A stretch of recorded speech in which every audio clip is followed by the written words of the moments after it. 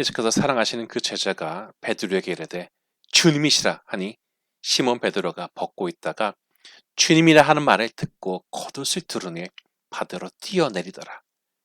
다른 제자들은 육지에서 거리가 불과 한 50칸쯤 되므로 작은 배를 타고 물고기 든 그물을 끌고 와서 육지에 올라보니 숯불이 있는데 그 위에 생선이 놓였고 떡도 있더라. 예수께서 이르시되 지금 잡은 생선을 좀 가져오라 하시니 시몬 베드로가 올라가서 그물을 육지에 끌어올리니 가득히 찬 큰 물고기가 153마리라. 이같이 많으나 그물이 찢어지지 아니하였더라. 예수께서 이르시되 와서 조반에 먹으라 하시니 제자들이 주님이신 줄 아는 고로 당신이 누구냐 감히 묻는 자가 없더라. 예수께서 가셔서 떡을 가져다가 그들에게 주시고 생선도 그와 같이 하시니라. 이것은 예수께서 죽은 자 가운데서 살아나신 후에 세 번째로 제자들에게 나타나신 것이라. 그들이 조반 먹은 후에 예수께서 시몬 베드로에게 이르시되 요한의 아들 시몬아 내가 이 사람들보다 나를 더 사랑하느냐 하시니 이르되 주님 그러하나이다. 내가 주님을 사랑하는 줄 주님께서 아시나이다. 이르시되 내 어린 양을 먹이라 하시고 또 두 번째 이르시되 요한의 아들 시몬아 내가 나를 사랑하느냐 하시니 이르되 주님 그러하나이다. 내가 주님을 사랑하는 줄 주님께서 아시나이다. 이르시되 내 양을 치라 하시고 세 번째 이르시되 요한의 아들 시몬아 내가 나를 사랑하느냐 하시니 주께서 세 번째 내가 나를 사랑하느냐 하심으로 베드로가 근심하여 이르되 주님 모든 것을 아시오매 내가 주님을 사랑하는 줄을 주님께서 아시나이다. 예수께서 이르시되 내 양을 먹이라. 네, 오래전에 아주 마음이 힘들었던 때가 있었습니다. 그래서 새벽마다 전심으로 기도했고 하느님은 마침내 그 문제를 풀어주셨습니다. 얼마 후에 젊은 목사들이 모여서 같이 영성 프로그램을 하는 그런 일이 기도원에 있었는데 당시 20대 후반이었던 저의 마음은 만신창이가 되어 있었습니다.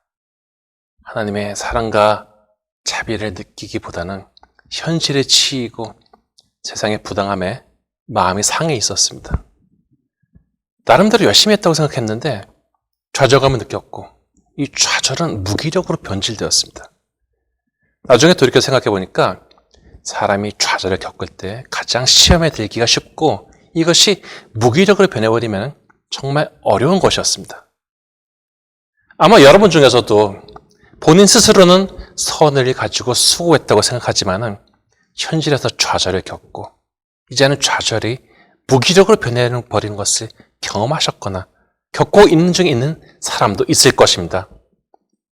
마음이 너덜너덜해진 상태에서 며칠을 집회에 참석하다가 마지막 시간에 성만찬하게 되었는데 당시 시카고에서 방문하신 강사 목사님이 오늘 우리가 다 죽읍시다 라고 하셨습니다. 당시 기도원은 의자가 아니라 마룻바닥이었는데 예수님의 살과 피를 먹고서 죽은 사람처럼 엎드린 채로 나는 죽었다라고 고백하며 기도하자는 것이었습니다. 너무나도 마음이 예민했던 그때 예수님의 살과 피를 먹고서 바닥에 누웠는데 그때 정말로 나는 죽었다라는 강한 느낌이 밀려왔습니다. 내 안에 염려와 분노, 상한 감정들 이런 감정들이 마력 있는 수많은 타당한 소리와 외침이 있었는데 제가 그것들을 세워주고 소리를 높여서 회복된 것이 아니라 오히려 그런 부당함 속에서도 그런 소리들을 다 밀어내버리자 제 몸이 알 수 없는 곳으로 빨려드는 그런 경험을 했던 것입니다. 우리가 인생을 살면서 오래 신앙이 꺾이는 듯한 경험을 할 수가 있습니다. 물론 내가 나 자신의 욕망에 기초해서 넘어지는 경우도 허다하고 너무나 약해서 대단치 않은 것에 넘어지기도 합니다. 그리고 이렇게 마음의 시험이 있으면 하나님과의 거리가 멀어지기 마련입니다. 그런데 어떤 성도님들은 이러한 상태를 벗어나서 전에 같았으면 마음이 어려울 것을 이겨내고 자신의 마음을 흔들던 소리를 극복해낸 것을 보여줍니다. 저는 이런 성도님들을 볼 때요 너무 자랑스럽습니다. 그런데 많은 사람들이 그러한 단계로 가는 과정 속에 있습니다. 이렇게 부족한 사람들끼리 모여 있다 보니까 오해도 생기고 불편한 일도 발생하기 마련입니다. 은혜를 받았을 때는 나도 훌륭한 신앙인이 되어서 사랑받고 싶고 내 인생 열정을 막 불태우면서 살고 싶습니다. 신앙을 위해서 피해도 감수하겠다는 찬양의 가사가 있으면요, 피가 막 끓으면서 정말 그렇게 살고 싶다고 생각을 합니다. 목회를 하면서 저는 사람들이 실제로 자신이 하고 있거나 누리는 것을 말하기도 하지만은 자기가 하고 싶은 것을 마치 하고 있는 것처럼 말하는 경우가 많다는 것을 발견하게 되었습니다. 자신의 희망을 현지형으로 바꾸어서 말하는 것이죠. 이 경우에 자기 자신은 나름대로 참 잘하고 있다고 생각되어집니다. 그런데 진짜 신앙이 좋은지는 좋은 때는 알 수가 없습니다. 겉으로 근사해 보였던 사람도요, 폭풍우가 몰아치고 물이 넘쳐 보아야 그 진리를 알 수가 있는 것입니다. 제가 오하이오에 살았을 때 비가 참 많이 내렸는데 그 지역은 산이 없어갖고 바람이 몰아치면 바로 다 맞게 되었습니다. 그런데 비바람이 불고 그 다음날 나가보면요, 놀랍게도 그 큰 나무들이요, 사방에 쓰러져 있는 것을 종종 발견하곤 했습니다. 겉으로 보면 덩치가 큰 나무들이 대단치도 않은 바람에 넘어가 버린 것입니다. 오늘 본문에 나타난 베드로는 스스로를 좋은 믿음의 나무라고 생각했습니다. 예수님께서는 자신의 순환을 말씀하셨는데 여기에 누구보다도 강하게 자신의 단단함을 강조했던 사람이 바로 베드로였습니다. 마태복음 26장 33절에 베드로는 이렇게 말합니다. 모두 주를 버릴지라도 나는 그거 버리지 않겠습니다. 오늘날 우리의 냉정한 상태를 말하자면요, 우리가 스스로 말하는 것보다 자신을 채우는 알맹이가 없습니다. 자기는 나름대로 좋은 신앙인이라고 이렇게 저렇게 남과 비교해서 또는 자신이 한 것을 최대한 끌어다가 스스로를 포장하지만은 정작 자기를 단단하게 채운 것이 없는 경우가 많다는 것입니다. 이렇게 내부가 허약하니 폭풍이 몰아치게 되면 넘어져 버리고 마는 것입니다. 우리는 또한 리더들이 약한 모습을 보인 것을 실망해서 의지가 꺾이는 것을 경험하게 되고, 그러다 보니까 자신의 진짜 실력이 아니라 겉으로 괜찮은 척하면서 살아가기도 합니다.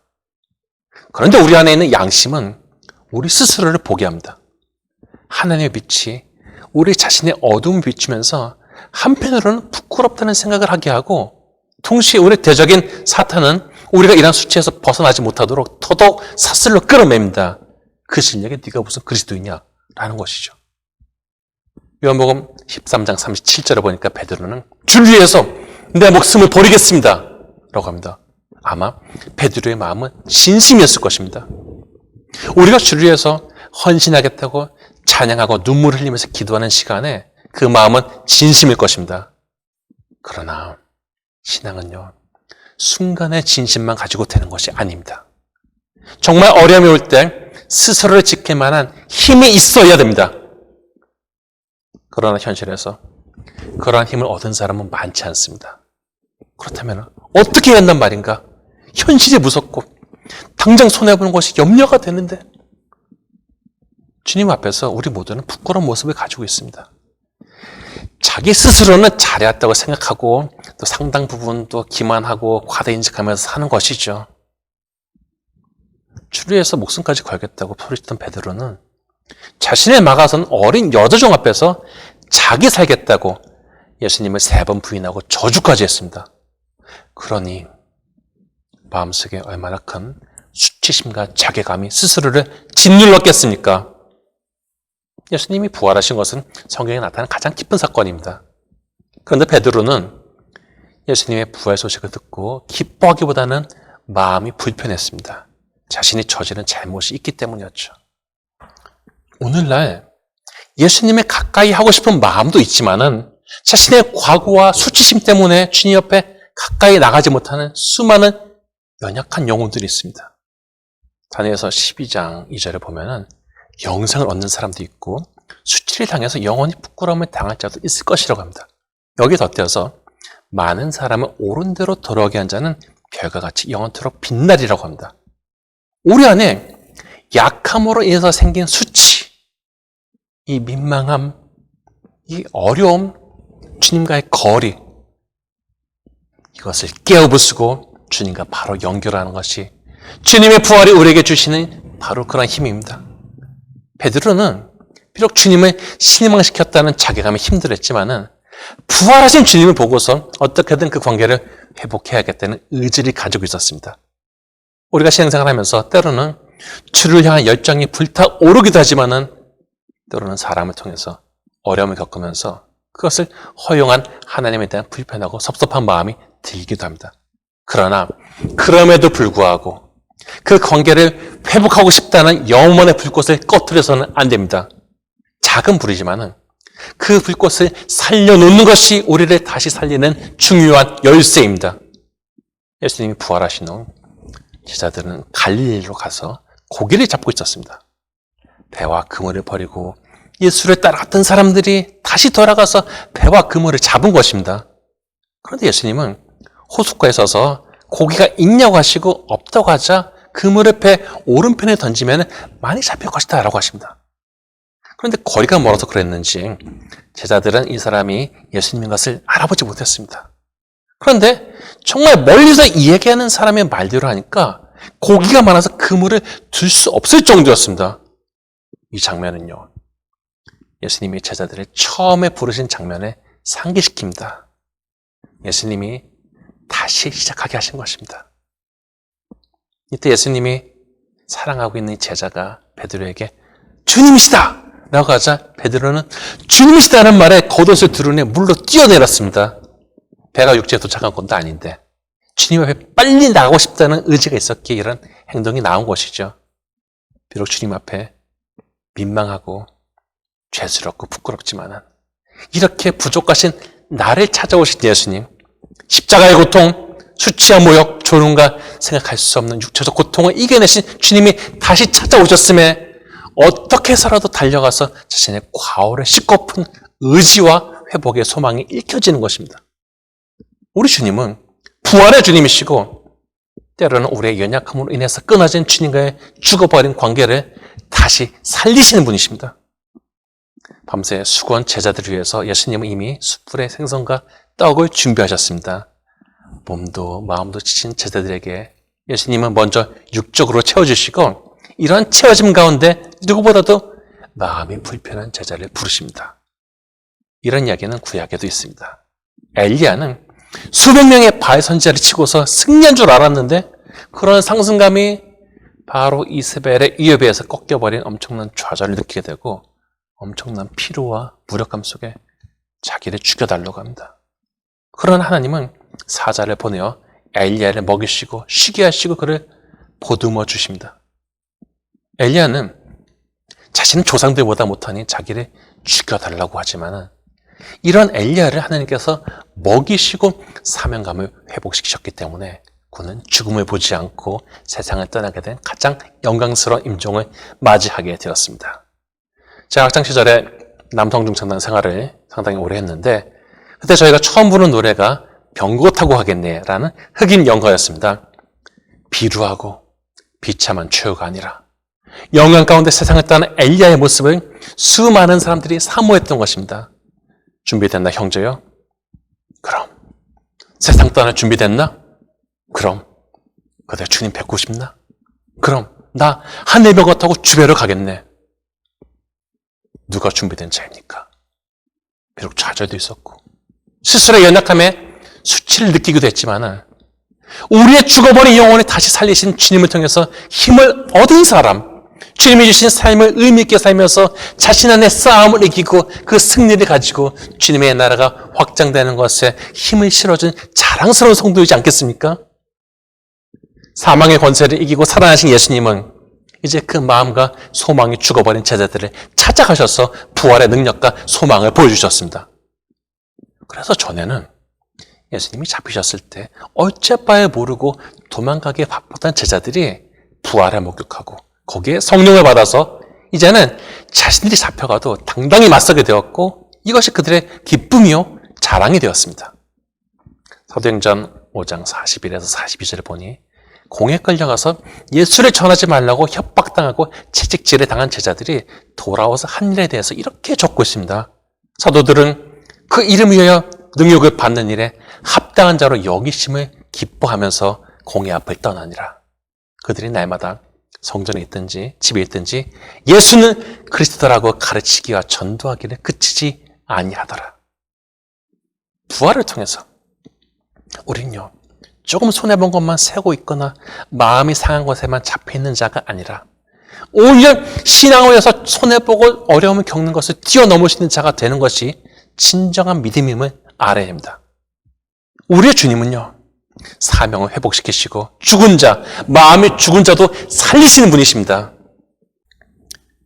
예수님께 어떻게든 마음을 얻으려고 배에서 뛰어내리기까지 했던 베드로였는데 그의 마음속에 품고 있는 수치가 주님 앞에 나아가는 것을 어렵게 하였습니다.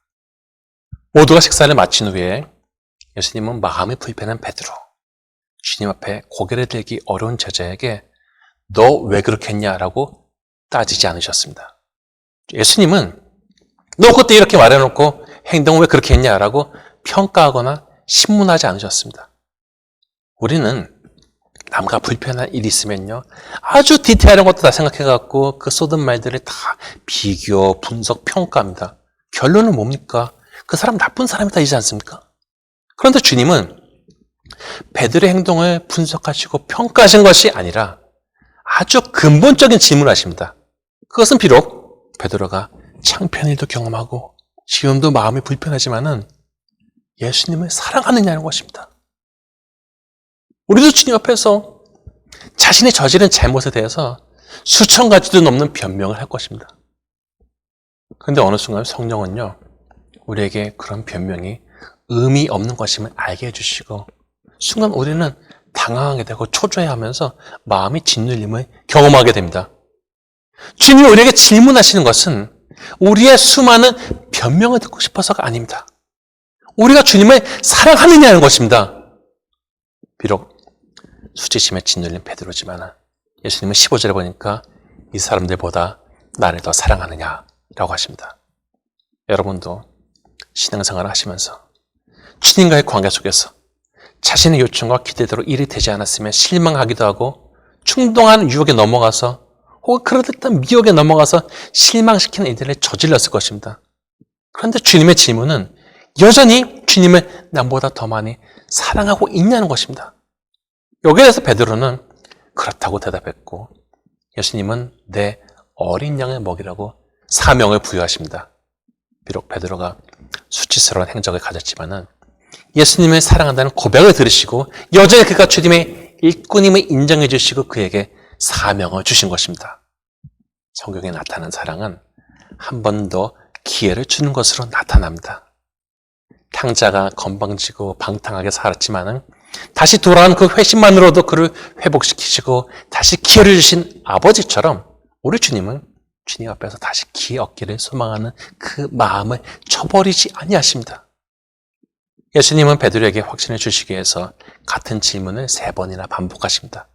궁금해서가 아니라 확신을 주시기 위해서 물으신 것이죠.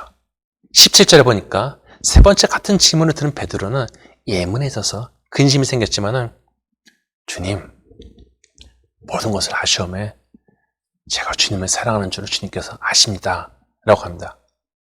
예수님은 3번째로 베드로에게 주시는 사명을 확인해 주셨습니다. 그러니 이날에 예수님으로부터 3번이나 확인해 받은 베드로의 마음속에는 주님의 명령을 감당해 내야겠다는 사명감이 바위 위에 글이 새겨지듯이 새겨졌고 실제로 주님의 사명을 감당한 귀한 사도가 되었습니다. 우리에게도 주님에 위해서 일하고 싶다고 생각했던 것들이 있을 것입니다. 마음속에 결단하고 입으로 고백하고 나의 유익만을 추구하는 그런 인생이 아니라 영혼까지 다스리시고 인간의 인생을 구원의 역사 속으로 이끄시는 하나님의 계획에 동참하고픈 아름다운 소망이 있었을 것입니다. 그러나 현실의 어려움 속에서 마음 상하고 냉소당하고 압박받고 용기가 꺾이고 실망하고 그래서 어느덧 주를 향한 소망도 죽고 내 신앙은 살아있는 듯하나 힘을 잃어버린 상태에 이르렀습니다. 이런 개인의 상태는 공동체에 아주 부정적이고 나쁜 영향을 끼치게 되고 공동체의 소망을 죽입니다. 요한계시록을 보면요, 예수님께서 교회를 평가하시는데 3장 1절에 보면은 사덱교에 대해서 내가 살았다는 이름을 가졌으나 죽은 자로다 라고 하십니다. 우리는 죽은 자로서 인생을 마감하는 사람이 아니라 주님의 부활의 능력을 바라보면서 죽은 신앙과 죽은 마음에서 일어나 주님이 주신 사명을 넉넉히 감당하는 살아있는 자가 되어야 됩니다. 우리가 살아계신 주를 찬양하듯이 우리 또한 살아있는 성도가 되어야 됩니다. 살아있는 성도는 힘있게 사명을 감당하는 것으로 그 열매를 드러냅니다. 자기 마음도 하나 추스리지 못해서 쩔쩔매는 수준을 넘어서서 그 살아있는 능력이 퍼져나가서 여러 사람을 살리는 자가 되어야 됩니다. 주님이 말할 수 없는 고통의 값을 통과해서 드러내신 부활의 능력의 가치를 알고 그 귀한 보물을 영혼에 심는 귀한 일들이 오늘 함께 하시기를 축복합니다. 주님의 능력을 바라는 자들에게 주시는 말씀을 읽겠습니다. 이사야 61장 3절. 슬퍼하는 자에게 화관을 주어 그 죄를 대신하며 기쁨의 기름으로 그 슬픔을 대신하며 찬송의 옷으로 그 근심을 대신하시고 그들이 의의 나무 곧 여호와께서 심으신 그 영광을 나타낼 자라 일컬음을 받게 하려 하심이니라. 한 번 사는 인생인데 주님의 사랑을 신뢰하고 부활의 능력을 누리며 힘차게 살아가는 인생이 되어서 제가 주님을 사랑합니다. 저에게 주신 것을 잘 감당하고 돌아옵니다. 라고 고백하는 열매 맺은 삶의 소유자가 되어야 될 것입니다. 바로 얻기는 부활의 주님께 사랑을 고백하고 주님이 주신 용서와 사명 속에 새 삶을 얻은 성도가 되어서 그 생명의 힘이 인생을 이끄는 하늘에서 영원히 빛나는 별과 같은 성도가 다 되시기를 주님의 이름으로 축원합니다.